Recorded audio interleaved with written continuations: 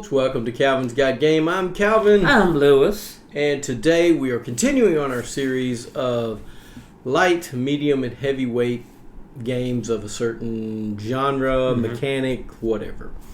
Today we're doing storytelling games.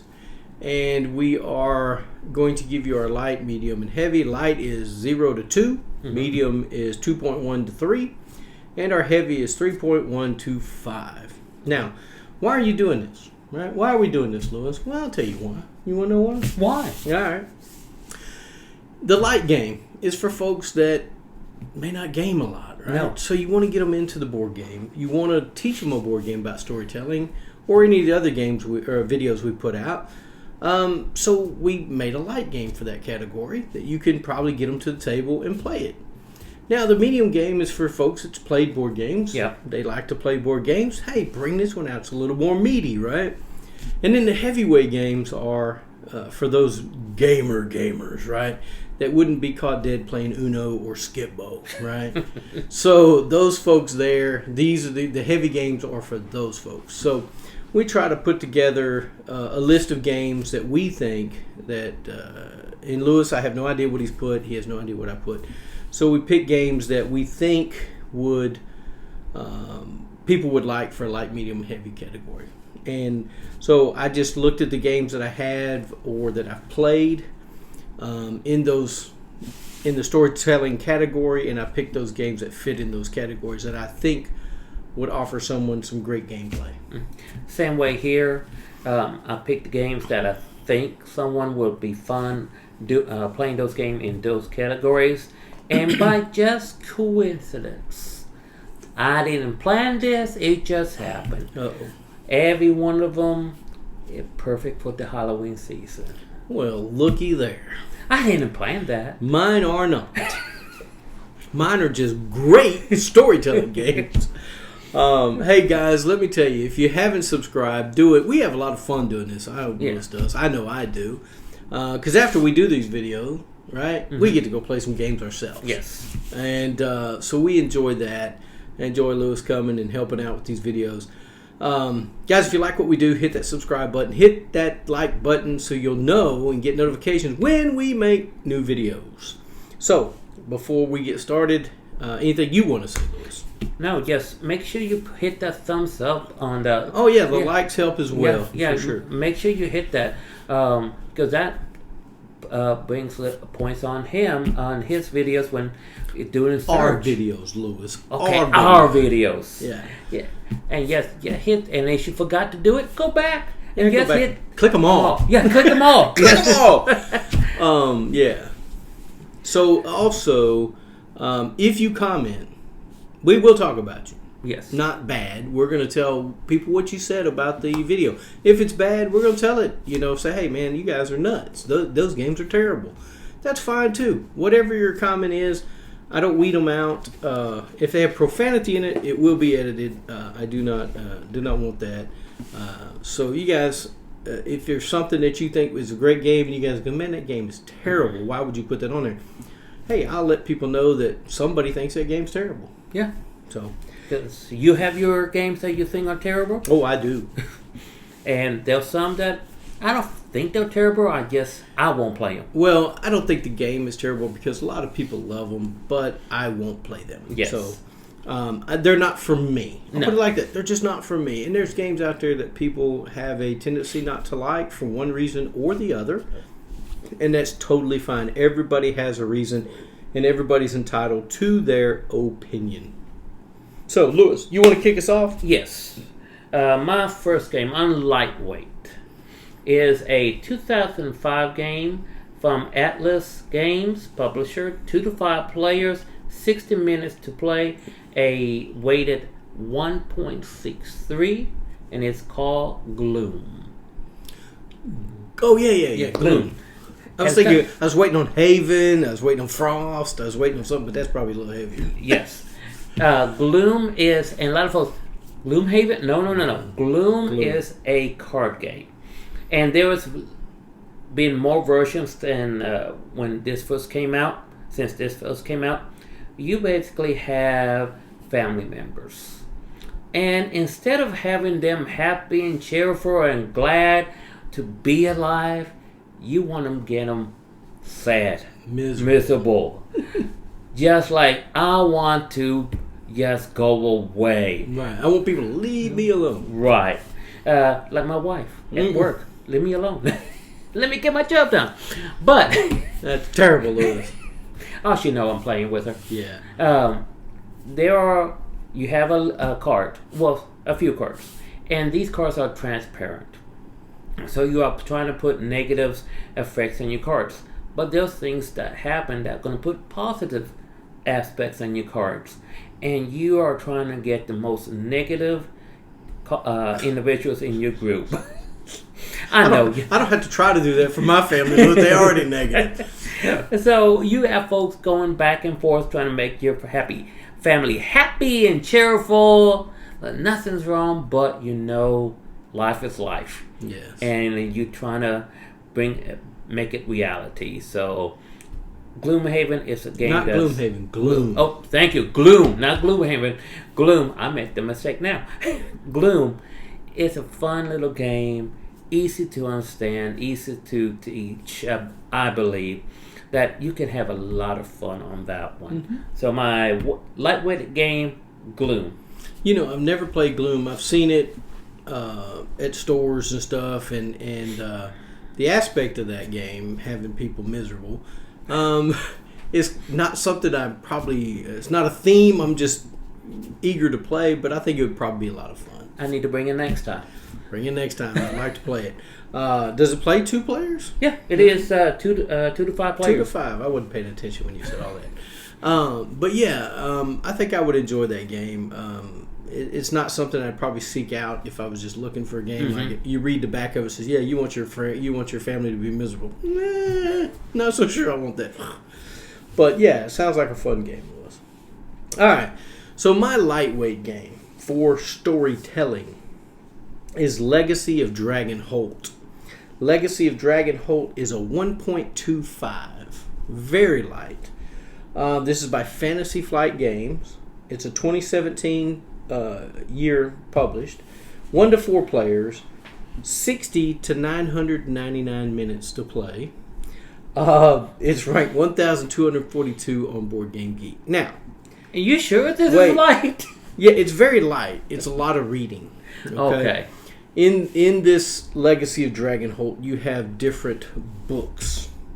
And so in these books, you're reading, and your characters, as a group, you have these chips in front of you as an action chip. So there may be a task that one of you have a skill for, and you'll want that person to take that test, if you will, by rolling a dice to see if they succeed. And so once they've done that, they flip theirs over. They no longer can participate in the next round of events until they get to a certain part, right? And then once everybody's taken a turn, everybody will flip back over, right? So you can't just have one person doing everything. Mm-hmm. So it kind of controls that alpha gamer going, no, I'll take that, I'll do that, So everybody has to participate, which I think is great. Unless you're playing one person, then you do it all, right? So in this game, it's almost an adventure style book to where whatever you do, if you take a test and you fail, you go to a certain page and read it. You read the results. If you pass, you go to a certain page and read the passing result. And the story continues. The story writing in this is fantastic. There's also, at one point, and what's really weird is it has this time passage system. So when you get to a certain point, it'll say 2 hours have passed, and you mark off 2 hours on your sheet. And you have a journal for the whole group, and then each person has their own character page that you're getting all your rewards, gold, stuff you find, stuff you have. So it's almost an RPG, but it's more storytelling than anything else. So there, at one point when you get done with the first scenario book, you go to the city. And the city says you have to do a certain thing. So you may visit the smithy, if you will, at a certain time of the day. And if it says if you have this many time things checked off, it's closed or not open, right? Mm-hmm. So you have to come back. And so this is just a really cool system that they have. The storytelling in it is fantastic. If you've never heard of Legacy of Dragonholt, you might want to check it out. I almost backed it on Kickstarter, but I waited till it came out. It's got lots of scenarios, and I think they actually have some expansions. I'm not real sure, but I think they do. Legacy of Dragonholt is my lightweight game. Like I said, you have to like to read, and everybody has to be paying attention, right? So if you're reading the stories, nobody's paying attention to go, well, how did we get here? What are we doing? That can be a downfall. So Legacy of Dragonholt is 1.25. It's a lightweight game for sure. And if you like those storytelling games with books, you'll love this game. It sounds like the game that they made from books called Choosing Your Own Adventure. It kind of. Yeah. It's kind of like that, but it's a lot better written. A lot better. Okay. Oh yeah, the House of whatever it is, and there's another one, Defeating Evil, something Dr. Evil or something. I think I actually have that one somewhere. Okay. But yeah, I know it sounds something that I don't mind reading and all that, but that sounds like a lot of reading. It is a lot of reading. The Yes. book is pretty thick. But like I said, you don't hit every page in the book because you're going to be skipping around. Okay. And so depending on what you're doing and depending on whether you fail or succeed, but it is just, I can't say it enough. It's fantastic. I need to take a look at that one because I haven't, this is the first time I heard of that one. Well, I have it. We can unbox it here after we done with the video, and you can take a Okay. look at it and see whether that might be up your alley. Okay. My medium weight storytelling game. Halloween based. By coincidence. By coincidence. Legends of Sleepy Hollow. Yeah, it's a good one. 2022 game. Dice Hate Me Games. Yep. Publisher. 1 to 4 players. 30 to 120 minutes. Weighted 2.60. Cannot talk today. It's all right. It's midday. You're sleepy from lunch. I don't know what you got in your tea, but you know. Wake up. Tea's what you got. This is not the story of Ichabod Crane. Yeah, Ichabod Crane. It is not the story of Ichabod Crane and what he went through and losing his apparently head. Nobody really knows. Don't know. However, it is the day after, and you are investigating these mysteries that has happened. And one of the mysteries is finding about what happened to Ichabod. And you can be yourself, by yourself, and pick one of the 4 characters to pick to solve these mysteries. But of course, being in where you are, you have all these unseen forces you have to deal with. It's a great storytelling game. It takes you along, depending who you are and what scenario you pick, depending how it's going to come out. So replayability on this game is high. It's little high to about midway. It's just depending how the scenario falls out, because you're trying to figure out what happened to Ichabod, but also at the same time what happened to the daughter of the one of the folks in town, or what happened to the husband of the wife that's coming to tell you he's been gone for 3 weeks. Where is he? And you are trying to find all this information about. However, the dark forces are trying to stop you on this. Interesting. I've only played it once. Miserably failed on the game, but it was. I don't own it. Somebody else bought it, and we failed it. So we went on to another board game, but it just caught me because it's not the story of Ichabod. It is what happens after of the story. And of course, everybody said, similar to the Johnny Depp movie of Sleepy Hollow. I said, no. Completely different on that. It's not movie based at all, not the cartoon based at all. It is just its own game with its own situations and own characters. Yeah. So that's my medium weight storytelling game. I've heard about it, hadn't played it. I would like to. I think it's something that would interest me. I love a good storytelling game. It's probably up there on my favorites. You know, I like horror and I like storytelling. I like a lot of mechanics, but storytelling and stuff like that is really good for me. I enjoy it. I might have to check that one out. See if I might have to add that to this collection, which I got to stop adding games. You know, at some point you want to be in board game and you play board games. Yes. And you buy board games. And at some point you have to ask yourself, am I being a collector or am I buying board games to play? Yes. And sometimes I find myself in the collector section, and I need to stop that. So now I'm only buying board games I know I truly, truly want, and I will truly play. Because I have some on my shelf that I haven't even played yet, and I'm ashamed of that. All these games should have love, Lewis. Yes. All of them should be loved. And the thing is there's some games that I've played with folks. I'm going, you know what? Awesome game. I like it. But you know what? I probably would never play it outside playing with the person that owns it. Yes. Right. I'm the same way. And so I'm making my mindset that, okay, I want this one. I want to play this, especially if it's a solo game. Yeah. Like, nothing with my wife not playing. She's more of a card game person. Mm-hmm. That's why we have several versions of Flux. Right. On that. And Flux, Japur, Gloom. If it's a card base, she's in. Yes. Well, my midweight game, and if you thought the last game was long, just wait, Lewis. At 999 minutes, just wait. We get even longer. Okay. All right. This next game is called, my midweight game is Seventh Continent. Seventh Continent is a 2.9.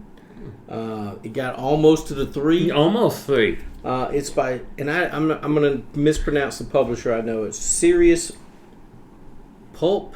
I don't know, Poulp. I don't know. It's published in 2017. It's for 1 to 4 players, and every one of these storytelling games that I have are 1 to whatever players. So this is 1 to 4. It's 5 minutes to 1,000 minutes. And it's ranked 125 on BGG. Now, in Seventh Continent, I almost didn't put this game on here because a lot of it is exploration. But in the exploration, it's telling a story because you are dropped on this island, the Seventh Continent, and you're cursed. And you're trying to find how to break the curse to win the game. And there's multiple things to do. There's multiple things on the cards to do. You can search things. You can observe things. You can discover new parts of the continent that are around you. I thought my wife and I were doing a fantastic job playing the game, and we ended up losing because you have a deck of cards that is your life. And for everything that you do, you have to exert energy, which is drawing from that life deck. The good thing about it is you get to decide if you have to have so many successes to complete whatever it is or to move or whatever. You can say, I'm going to draw 3 cards to get those 3 successes, right? Some cards have successes on them. Some things have half successes, and you got to match them up to the right half to make a success. So you draw the 3 cards, you place them face down, you flip them over one at a time. Gives you that anxiety of, are we going to make it? Are we not going to make it? But the story builds as you go, and things you discover on the island. And there's a magnifying glass that comes with it that you can look at each card, and there's some hidden things on each card, hidden numbers, hidden things that you can put out. Instead of that card, you'll put out the new number that you discovered. The game is fantastic. Seventh Continent is probably an open world game. We lost, of course, but once you go through the life deck, you get to reshuffle it, and if you draw a curse card, you're dead. So the curse cards through the first part of the game mean nothing other than you're not getting a success. for your attempt at something. But when you reshuffle that deck and start drawing from it again, if you get a curse card, you guys lose. The game's great. I think it has a great story to it because you're trying to find out why you've been dropped on this island. The good thing about this game is you can replay it multiple times. Even though you know some of the things on the island, it'll help you figure out, okay, we went this way last time, let's go this way, so that we can discover why we're cursed and break this curse. Great game. If you haven't played it and you like storytelling games, I think this one does a fantastic job. I've heard about it, never played it though. I think it'd be up your alley, Lewis. I really do. I like long games. I do. Well, this one's long. I think we played an hour and a half and still lost. So, and we're going to have to redo it. And you just reset everything in the box and you just bring it all back out, how it says, and start over. Yeah, games that would take a while to play to get to the very end of the game. I like that because to me that's a storytelling game. Yeah.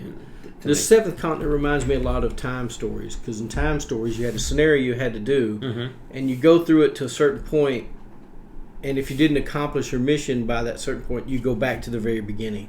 Yeah. And so you have to redo it all again, but you've learned things which helps you in your next session to not do the same mistakes. And I think this is the same way with Seventh Continent.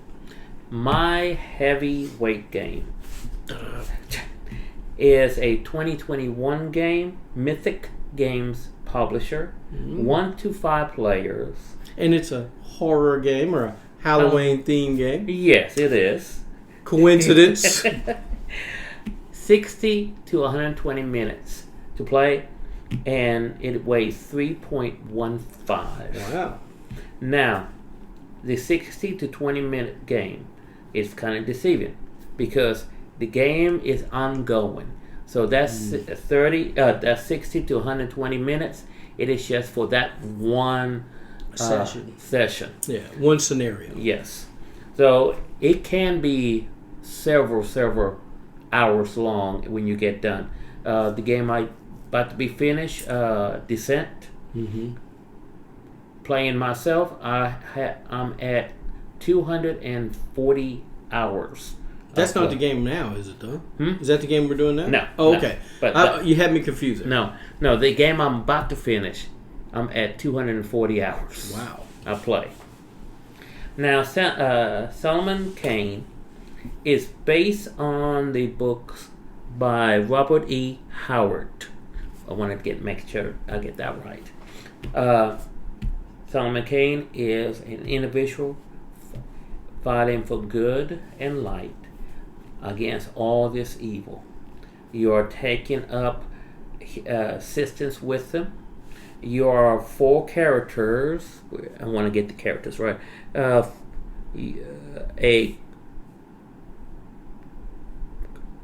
Characters that will be doing courageous, that mostly deals with courageous, justice, temperance, and persistence. Each character will favor one of those characteristics. You're going through basically one of the books. One of the books. And each chapter is divided up in acts. And yes, it is expansion pack. You're going to have to buy expansion packs to keep going. It's a game that really puts you into the books on this one. One of the few games that I have found that actually envelops you into the storyline of the book. To me, it's a legacy game. That's how I see it, as a legacy game. It's going to take you a while to get through the whole thing. But if you like Solomon Kane, which I like the books, I've read the books, to put yourself in there, to make the decisions, to reenact what happens in the books. Now, for me, it's interesting, but yet you can mess up. Because there is a situation, there's a card stack, that it will change stuff. So you think you're reading the book, going, "Oh, I should have known that. I know that. That won't happen." But guess what? Now you're playing the book, and you flip a card that messes you up. What you gonna do now? Right. So it's basically, those characters might not be given that choice, and now you're not given that choice. So what you gonna do about it? Right. And so Solomon Kane is a very intricate game, very nice figures, I believe, very well put, in my opinion. But yeah, Solomon Kane, my heavyweight game is 3.15. I think I've seen that game. It was on Kickstarter at one point. Yes, it was. And I thought about backing it, and I backed out of it because I'd heard some, I don't know, but I heard some disgruntled things about it. But it sounded really interesting, and I really wanted to back it, and I didn't. And I kind of regret it. I think it would have been a game I would have enjoyed. It is what some folks say monster of a game. It's not a large box, but there's a lot going on. A lot. Yes, it's like the Witcher. There's a lot going on. I wanted that one too. Yeah. I wanted Witcher 2. I got that one. No, Yes. I wanted the Witcher 2. Yeah. And there's a lot going on, so there is a lot to keep up with. So yes, and then you have to buy expansion packs to get the other chapters, and that's a lot of folks did not like that. Yeah, that might be a downfall for me because I have a hard time keeping up with games you have to keep buying the expansions for to play the game. Right. Or, to get new content. I'll put it like that. Right. I mean, you could play that game again and new things would happen, I'm sure. But with a little bit of replayability, at some point it would stop being replayable. And you'd have to have an expansion pack. Yes. Eventually. But each expansion pack is a new chapter in the book. Well, that sounds interesting. It's something I would like to take a look at some point. My heavyweight game is Sleeping Gods. Ooh. Sleeping Gods is 3.24. It's by Red Raven Games, 2021.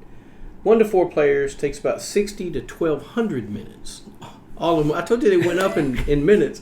It's ranked 55 on BGG. Now, Sleeping Gods is an open world adventure game, storytelling game, to where you're going out. It gives you the scenario gives you a task to accomplish. How you accomplish that task is up to you.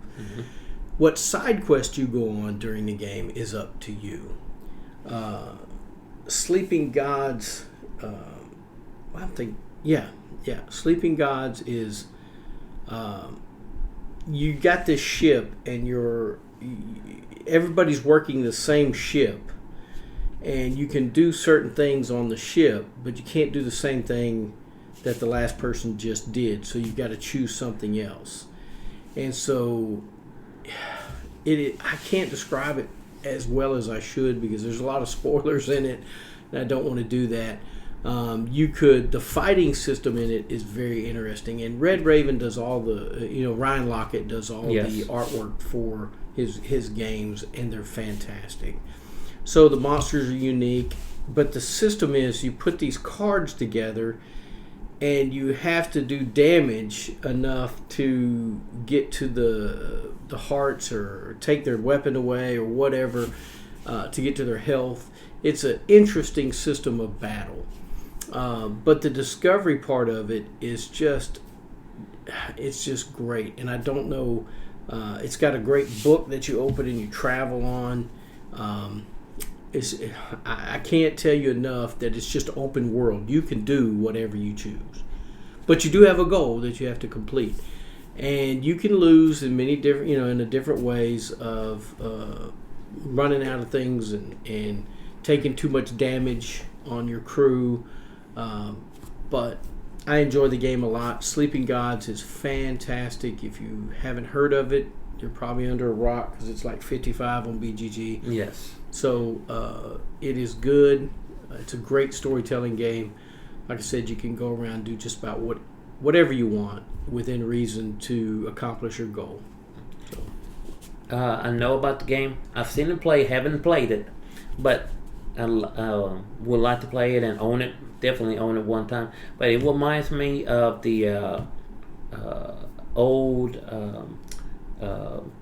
Greek stories of Jason and the Argonauts. Oh yeah. Yes, that's what it reminds me of, and I like that stuff. Mind you, I like the old Greek stories that had the stop motion figures and all that. Right. And my wife caught me watching one day one of them, and she said, "How old is this?" It's classic, okay? It's a classic. It's a classic. She just, and then she got stuck watching it. And she said, okay, it's a little cheesy on the animation and it's stop motion, but the storyline is intriguing on it. I'm stuck. I hate you. Well, that's my heavyweight game for storytelling is Sleeping Gods. Guys, what storytelling game did we leave out in the light, medium, or heavy category? You don't have to tell us whether it's light, medium, or heavy. If you enjoy a storytelling game, put it in the comments. I'd love to hear about it. Lewis had a couple on his list that the Sleepy Hollow one and Solomon Kane that made me interested. So you guys may have one out there that I haven't heard of or haven't got to the table or something to that matter. Guys, I really appreciate all my subscribers, and like I said, if you comment, it will be noted and it will be talked about on the next video. But for now, Lewis, you have anything to add? No, just make sure you hit a thumbs up on the video. Yes. And show that you love his work and my work. There you go. Our work. Yes. There you go. Well, guys, like I always say, get a board game. Man, I can't talk now. Get a board game to the table. Spend time with your friends and your family. And I do thank you for watching Calvin's Guide Games.